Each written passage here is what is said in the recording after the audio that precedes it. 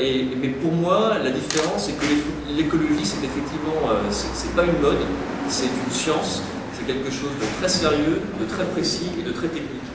Et donc, je voulais donner à mon programme une dimension écologique. Salut Achour. Salut Achour. Une dimension écologique, mais pas le faire n'importe comment.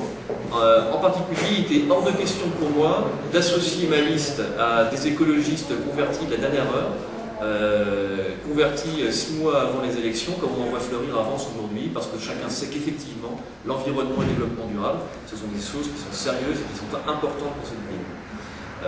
Cette façon de préempter le territoire de l'écologie à 6 mois des élections municipales, par des créations d'associations qui sont en réalité les bras armés de candidats, ce n'est pas ma conception de la politique, ce n'est pas ma conception de l'écologie, ce n'est pas sérieux. Il se trouve qu'avance, on a beaucoup de chance. On a encore une fois la chance d'avoir des spécialistes, des écologistes professionnels, des personnes qui ont fait de l'écologie leur métier, leur quotidien, bien avant, encore une fois, que ce soit un sujet aujourd'hui, encore une fois, dans la bouche de tout le monde. Alors, un point important, c'est que le programme que je vais développer, ce programme comporte quatre piliers.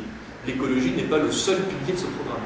L'écologie est un pilier important, mais j'allais dire autant que les 3 autres. Les quatre axes majeurs, les 4 piliers de ce programme que je vais développer pour Vence, c'est premièrement la famille, le fait qu'il faut que Vence soit une ville plus accueillante aux familles.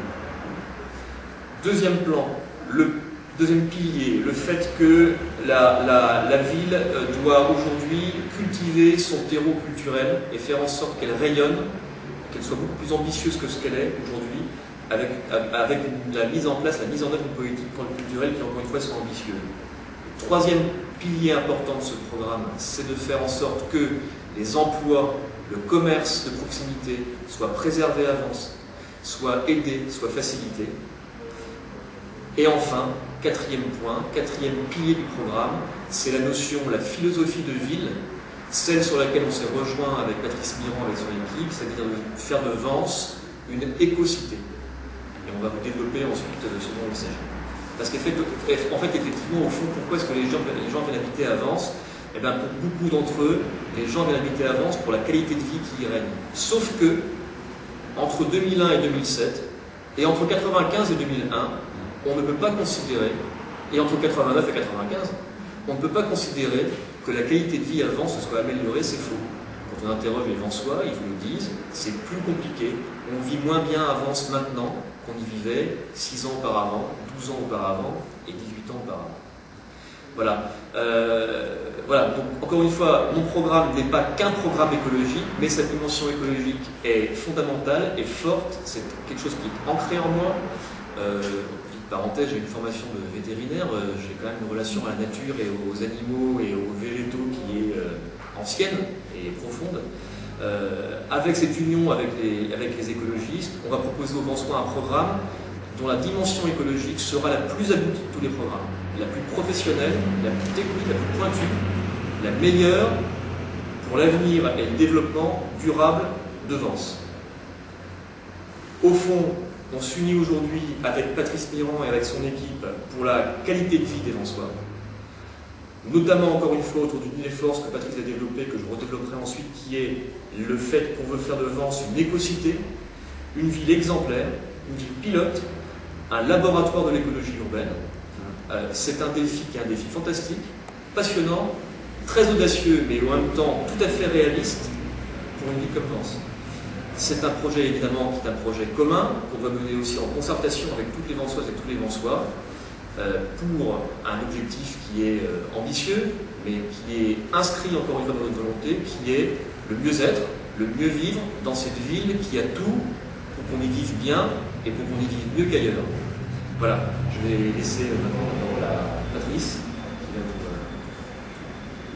expliquer à son tour les raisons de cette alliance. Pour bien comprendre d'abord ce qui nous amène à nous unir à Loïc, à son équipe et le mouvement qu'il représente, je crois qu'il faut se remettre en perspective les fondamentaux de notre mouvement, en particulier dans le contexte des Alpes-Maritimes. Dans les Alpes-Maritimes, nous avons 4 chantiers qui nous tiennent vraiment à cœur Ce sont les chantiers énergétiques, l'énergie, les transports, l'urbanisme et, comme l'a dit Loïc quand il a rappelé ce qui lui tenait à cœur depuis l'enfance, la protection des animaux. Alors en ce qui concerne l'énergie, notre vision au niveau départemental, c'est que il faut développer au maximum la diversification énergétique au niveau local et notamment tout ce qui concerne le développement des énergies renouvelables.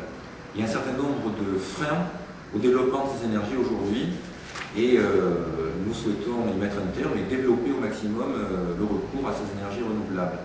En ce qui concerne l'urbanisme, il est évident que les documents d'urbanisme aujourd'hui qui conditionnent un peu la qualité de vie des Lensois sont la porte ouverte au bétonnage intensif du moyen pays et de Vence, et ça il faut le remettre à plat et revoir de manière beaucoup plus équilibrée la répartition de l'espace entre ce qui est bâti et ce qui doit rester naturel en espace agricole et naturel.